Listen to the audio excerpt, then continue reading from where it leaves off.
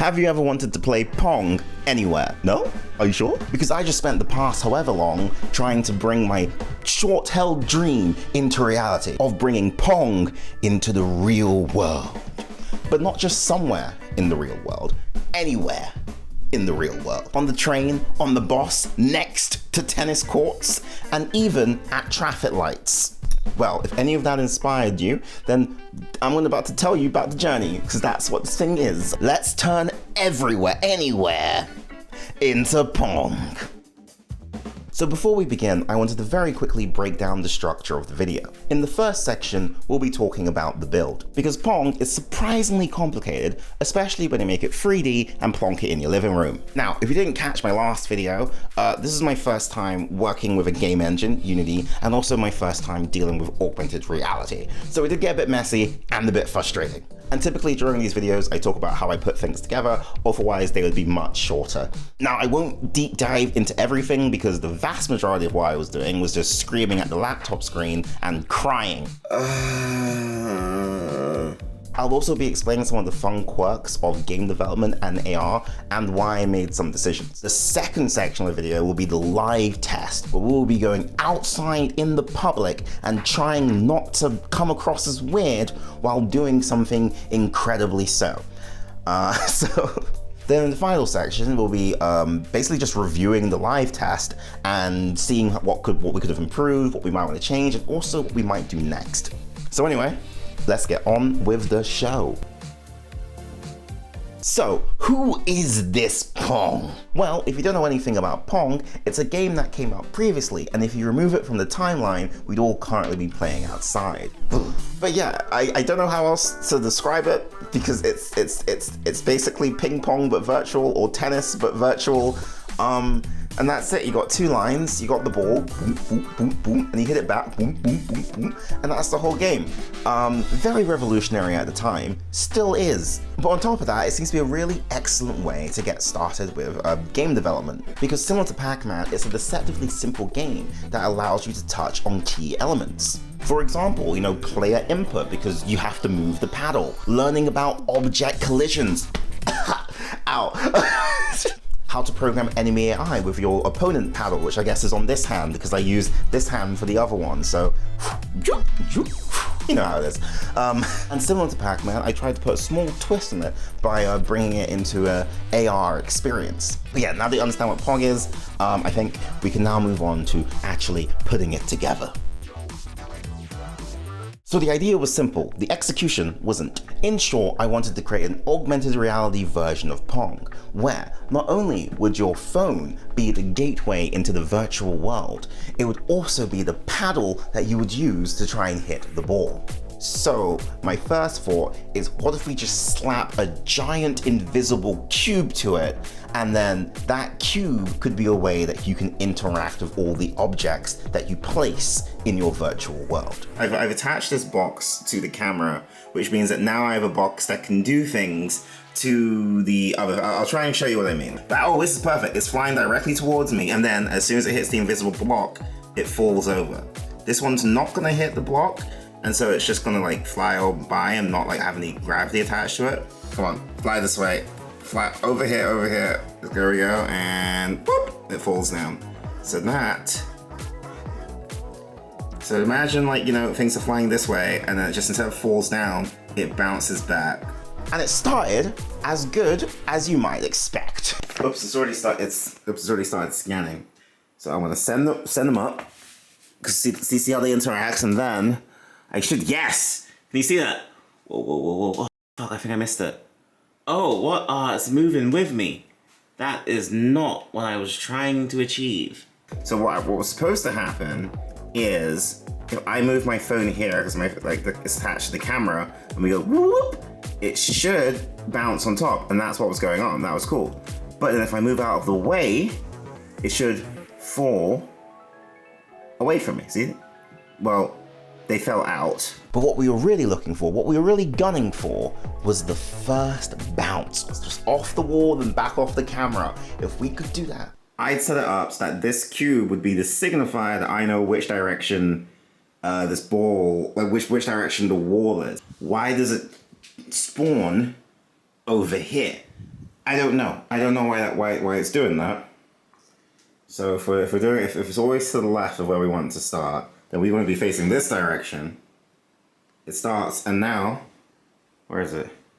There it is. Okay, we're gonna actually play the game.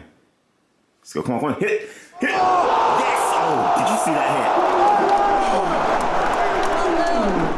It's really hard to impress upon you how absolutely monumentally cool that was. Like, I know from your perspective, you're just like, oh, I can barely see it. And I understand, I get it, I get it. But seriously, that was 3 weeks of work. I know that's really hard to believe, especially if you already know how to use this program, but from nothing to getting it to bounce off my phone screen, like, oh my God. It's upsetting because it reveals how little time I have to actually work and make things, but it's also upsetting because it also reveals how stupid I am too. Because it just took me that long to figure it out. Like, and with all that out of the way, all that was left to do was to build the rest of the game. Should be easy as pie. Now, because we were translating Pong into an extra dimension, I had a few ideas of how that might go down. I think maybe the player should be able to place the walls in their own apartments or in their own spaces or wherever they are in the world, so that way it's like you can basically play it anywhere, sort of. That's the part I'm not sure how to do, because I'm gonna have to maybe use like touch controls. It's like you spawn the wall, and then it's like swipe right. Wherever you are, it's like, oh, this wall's here. It's like swipe right to place where the wall is going to be in the world, or swipe left to place where the wall is going to be in the world. And then you kind of start the game, boom. Or like maybe it's something like this, point is that's you, and then maybe from here, it's like you walk to the specific areas you want to go, and it's like, okay, this is this wall, this is this wall, these are the bounds of the room, let's play the game. What's even more interesting is that could you somehow do a situation where it's like a completely free 60-degree area? Maybe it's like players are in this three-dimensional circle, but then the out point is actually out here. So this right here is the out point, but the game space between the two players is like here and here. They're batting the ball around this area, and they have to make sure it doesn't go out into the outer ring, otherwise the other player gets the point. Or we just keep it like traditional Pong, which I think is the best starting point, to be honest. So again, we could just do it like normal traditional Pong, balls bouncing all over the place. If it goes over here, this player gets a 1, and then that's just kind of how it works instead. So I think we'll start there, but obviously translate this into 3D space so it can bounce off the side walls. We keep it basic, try and get the single player down, try and get it so that like I can face a computer opponent, and then we maybe go from there. Multiplayer might have to be a future video just because of the timeline, all that kind of stuff, but I think that's where we are right now. So the next step was to add the rest of the walls. Ceiling, floor, side, back and forward were already there. Because honestly, we were losing too many balls to the stratosphere. You see the cube on the camera, and let's play. Whoa. Oh! Oh, it's bouncing that way and it's gone. And to top it off, we added in a slightly custom UI. I mean, the text is kind of squished, but I think it seems to be working all right. So I keep bouncing forever. 1, 2, 1, 2. But you see down here, the score is going up because it's hitting the end zone here. And then if I just mosey on out of the way, I mean, somehow, if I can figure out how to do it with one hand, it's gonna be really hard to follow. Boom, boom, boom, boom, boom, boom, boom. But more importantly is that now that it hits over here, the bottom score, as in the opponent's score, is going up as well. It stacks for reasons I do not know. That obviously when it touches one of these walls, it needs to disappear or whatever. But we will get there in a bit. So, what was left? A lot, but we had to categorize them on which one was the most important. But with the time that we had left, the most important thing was 1, to improve the physics, and 2, to add in an opponent. Like, I almost forgot about that. I love Unity, and I know Unity loves me. I really wish I knew how to use it and it wasn't so buggy. Really? When it comes to the physics, some people might be wondering, why not use the inbuilt physics that Unity provides? But in truth, because game engines have physics for like everything, I kind of just ended up using the bits that I needed and made simpler versions of the stuff I couldn't get to work. For example, bouncing. Originally I was using Unity's bounce, but it kept reacting to voices. They kept reacting to voices I couldn't hear, but it kept reacting to forces I wasn't even aware of, so in the end I just ended up making my own simpler version, which was perfect and never broke. Now on the other hand, building the opponent was kind of tricky, because that required me to actually learn a bit of three-dimensional thinking. You can kind of see I've added, it looks exactly like the ball, but this is basically a paddle, and that's what's attached to the camera. And I added a small X here so I can actually see what the walls are. So now, if I do this, it now bounces off the paddle, so that's pretty cool. And if I move out of the way, here, boom, resets the position, and then we go again. Cool. Because in 2D, in my head, tracking the ball is easy, because you have the ball here, and then you have the paddle here. So all you have to do is follow the y-axis of the ball. Not too bad. Or if you want to be more advanced, calculate the trajectory of the ball. The trajectory, that's a hard word. But in 3D, it's largely the same. If the ball is to the left, move the opponent to the left. If the ball is to the right, move the opponent to the right. Up, down, so on and so forth. But to me, this is left. But to you, this is right. And that, for me, was kind of the problem. Okay, so this doesn't really work, but it's progress, so I'm taking a picture. Okay, here we go. I'm gonna summon it. See? It moves, but it's like bouncing literally all over the place. I think I know what's going on, but it did hit it back. Look at that. Look, did you see that? Did you see that hit? Did you see that hit? Oh, I'm going crazy. Look at it. Oh, I'm so proud of it. I mean, it's obviously not done. It's just I can't figure out how to, I don't understand vectors. Understanding where things were in the X and Y axis was a bit weird, because you sort of have to translate everything to the relative, to the relative position and direction of the object that is in the 3D space.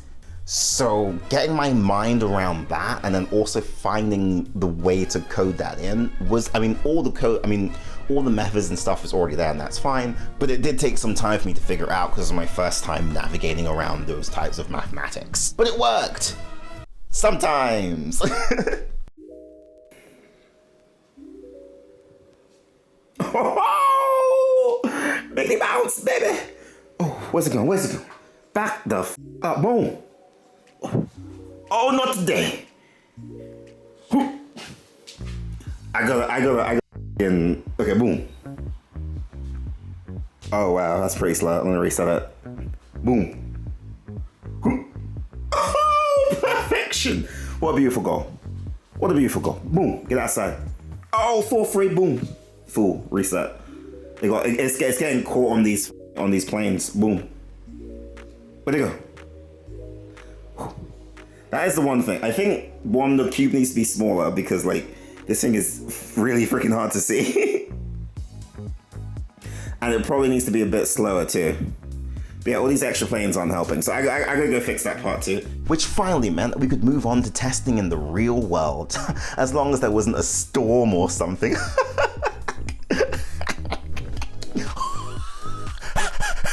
But what are the odds of that happening twice, eh? So I was really hoping to so I could go out and maybe get an outside film today.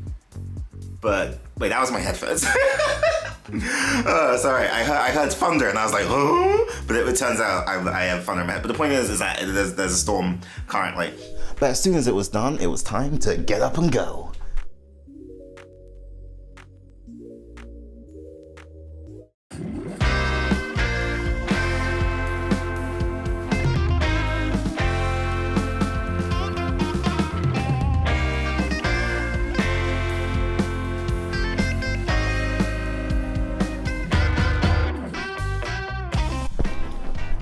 Dude, I like how it's just we've just become orange. So for the live test, we headed straight towards Regent's Park because Regent's Park is the only place in London with a tennis court. So along the way, we did do some tests. So it's recording. So up here, and then.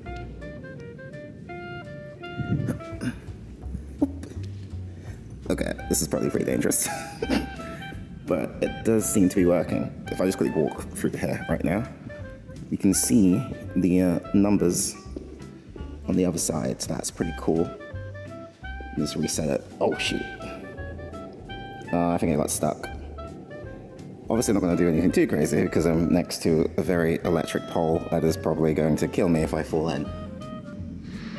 Oh shit. So this is what it looks like if you're just, yeah.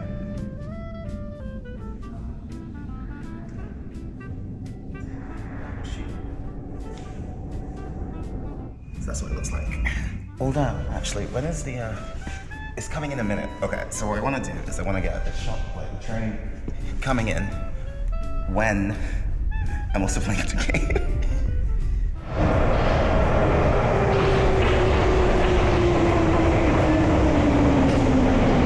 Oh wait, no, okay, now it's on. Pop this here very briefly. Okay.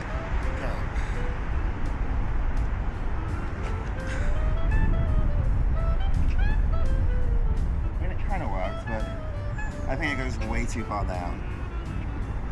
So the tennis court was pretty empty, but I assume it's because everyone was indoors playing Pong, and I was about to change this. Make a new game. And then should be able to scan the floor. And yeah, so I think that looks pretty cool. Oops. If it didn't bug out. I don't know why it keeps falling through the floor. I don't know how to fix that. Yeah. Oh no, I think it's like permanently bugged. So you can pretend that you can play, but there you go. But since I had a bit of extra time, I decided to go to a couple of extra landmarks and different places to really maximize how awkward I felt.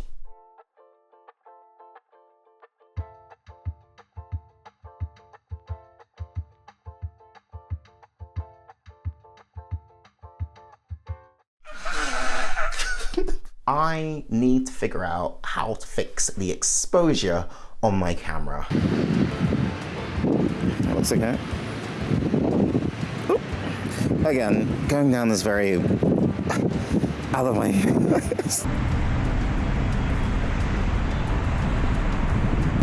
I'm terrified because I think it's gonna fall into the water. And there we go. New game. Is it scanning? Yep, scanned. Okay. Oh my god. I don't think I can actually... Well, let's see if we can at least get 1 point. But come on, like, this is kind of cool, right? like, I think this is all. I think this is kind of fun. I mean, yes, I look like an idiot, but like, you know, if we just like make it better, then like I'll look less like an idiot, you know? But yeah, I think that's a pretty cool shot, personally. Anyway. Cool. Thanks.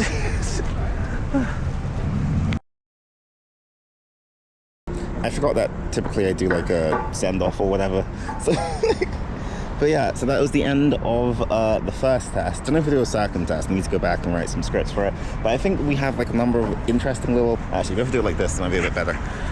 We have a number of little interesting things that we can actually do instead, which could be useful, like maybe like rising the base floor a bit, so that way it's a bit more interesting. Other than that, I don't really know. Like, anyway, see you around. So, what did we learn? Well, I think that this Pong Anywhere system is actually pretty fun, and the novelty of playing it outside in the real world and seeing it like in real time, I don't know, it felt cool. Like it felt fun, honestly. Most of the time. But you gotta take the sugar with the salt. No, you don't. So I'm gonna say a couple of things I didn't enjoy about the experience, and then some things I think could be improved, and then we'll end with all the good stuff. So first and foremost, it is awkward. This is a very awkward game to play out in public. There was a moment when I was trying to play Pong with like a moving train coming in. I wanted to see what that looked like, but I didn't realize the train was going to be that full of people. And when I saw all their faces looking at me and I saw all my face looking at them, but through my camera, I was like, okay, I need to leave before they get off the train. I know it doesn't matter if you don't really care what people think about you, but I'm not at that level of enlightenment yet. And so I do recognize how it looks. Like if you hold the phone and you're playing like this, it looks like you are recording people.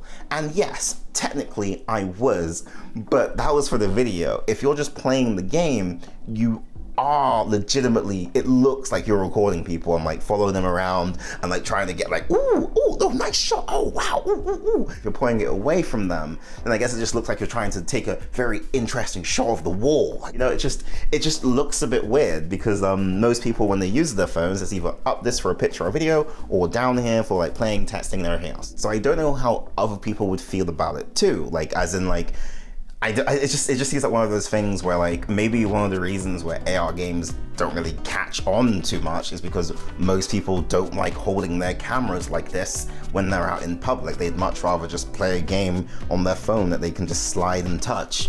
Next, a really big thing is that I think the game needs customizability.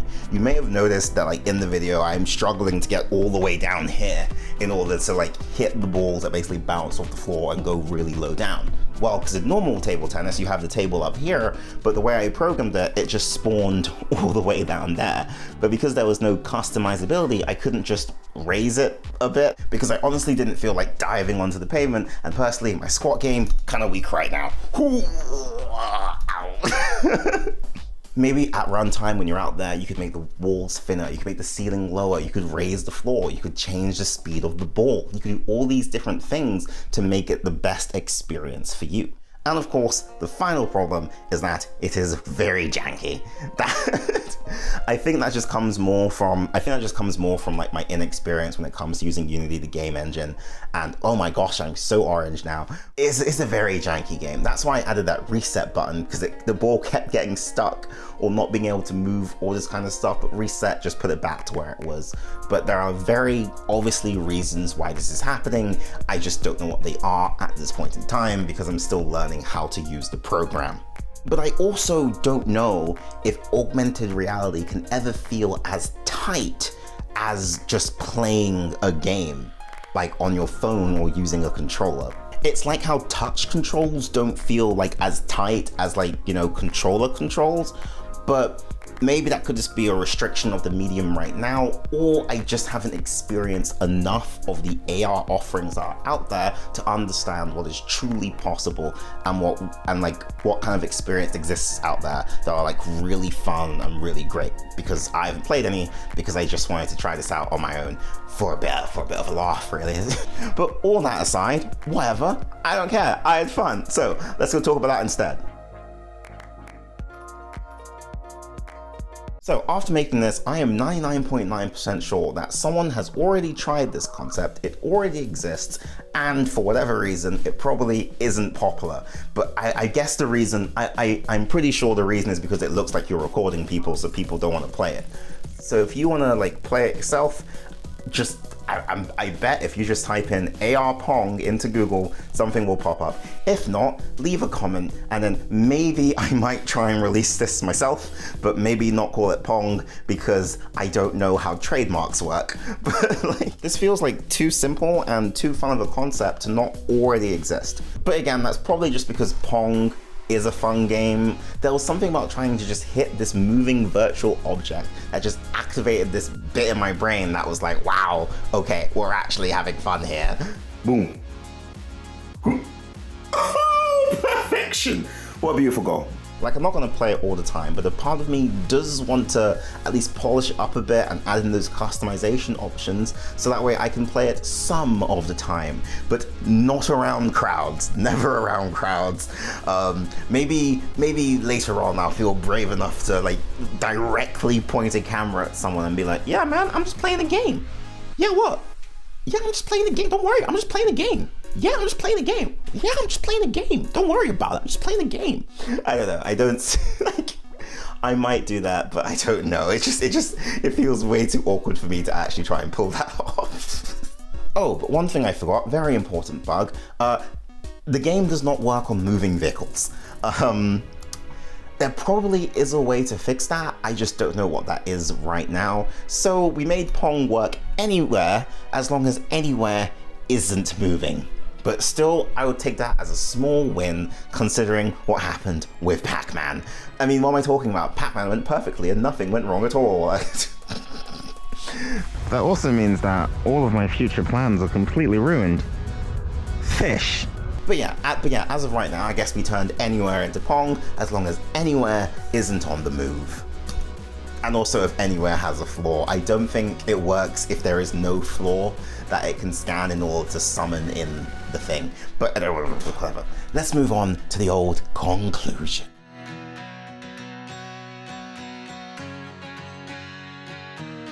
I like how this video I've become progressively more orange. So yeah, congratulations. I believe this is the end of the video. So what's next? Well, I think what's next is for you to like and then subscribe if you enjoyed the video. What's next after that is I think I want to keep working on stuff like this. The only reason I went down this path is because I wanted to improve the real-life Pac-Man game, and the Pokemon game inspired me to take a look at augmented reality. But I think augmented reality might be a bit too new for what I think I wanted to try and do. It feels very restrictive, as in you can't move too far or too fast, or it feels like the whole thing just kind of falls over. Because you see, what I was imagining is like, say for example, you have something like that, you're like, whoa, and like just block the stuff, pew, pew, pew, pew, pew, pew, something like that. If I move the phone like, it like usually drags the entire space with it, and it has to calibrate what everything is and then starts figuring it out, which is slightly slower than what I would need, I think, since in an actual game, if you look left, right, up, down, super fast, the entire thing just stays on the screen. It isn't dragged with it. So I think maybe the computational power isn't there yet, but maybe once it gets there, you might be able to build this type of really hyper-fast AR experiences, or perhaps they already exist and I just don't know about them because I didn't look into it. So, you know, I could do that. So having a large-scale version of Pac-Man utilizing AR might not be possible right now, but I think AR is could be a very good component in addition to another game. Similar to how in Pokemon Go, you can like summon something into the real world to play with it, but it has an entire game built around it. And so maybe that's where I want to take things. I want to build something that is complemented with AR, but it's also in itself like another section of the game. Battle Royale, anyone? No, not. I mean,